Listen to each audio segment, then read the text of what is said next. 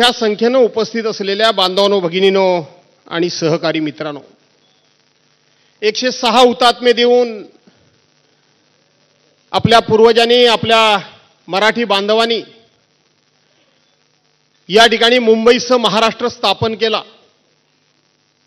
मुंबईसह महाराष्ट्र स्थापन झाला, परंतु मुंबई मिळवणारा मराठी माणूस हा महाराष्ट्रामध्ये कुठे आहे, अशा प्रकारची एक चर्चा सुरू झाली किंवा अशा प्रकारचा एक शोध घेण्याचं काम सुरू झालं.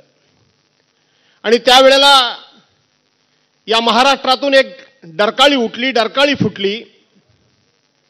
आणि आजचाच तो दिवस 19 जून 1966, त्या दिवशी हिंदू हृदय सम्राट शिवसेना प्रमुख माननीय बाळासाहेब ठाकरे यांनी या शिवसेनेला जन्म दिला.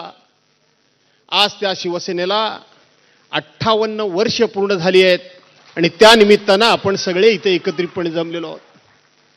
बांधवांनो, भगिनींनो, आपणा सर्वांना आदरणीय उद्धव साहेबांचे विचार ऐकायचे आहेत, परंतु आजच्या दिवशी आपण सर्वांनी काही निर्धार केला पाहिजे, काही निश्चय केला पाहिजे.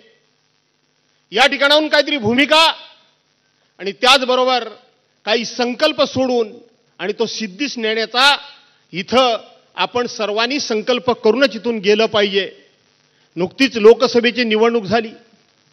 या लोकसभेच्या निवडणुकीमध्ये दिल्लीश्वरांना अशा पद्धतीनं सत्तेचा मद चढला होता, अशा पद्धतीनं सत्तेची गुर्मी आणि घमेंड आली होती.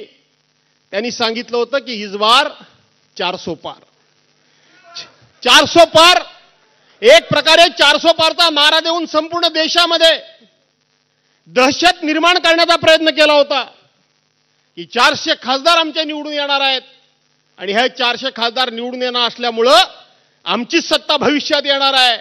त्यामुळे जो जो कोणी सत्तेच्या विरोधात बोलेल, जो जो कोणी सत्तेच्या विरोधात जाईल, त्याला शासकीय यंत्रणेचा चौकशीचा ससेमिरा पाठीमागे लावून त्याला आम्ही जेलमध्ये टाकू, अशा प्रकारची इनडायरेक्ट धमकी देण्याचं काम देशाच्या पंतप्रधानांनी केलं होतं. आणि त्यावेळेला संपूर्ण देश चिडीचूप झाला होता. संपूर्ण देशामधून कोणीही त्याच्यावर आवाज उठत नव्हता. आणि त्यावेळेला महाराष्ट्रातून एकच आवाज उठला, अरे 400 पार नहीं, इस बार तुम तड़ीपार. 400 पार नहीं, इस बार तुम तड़ीपार. आणि तो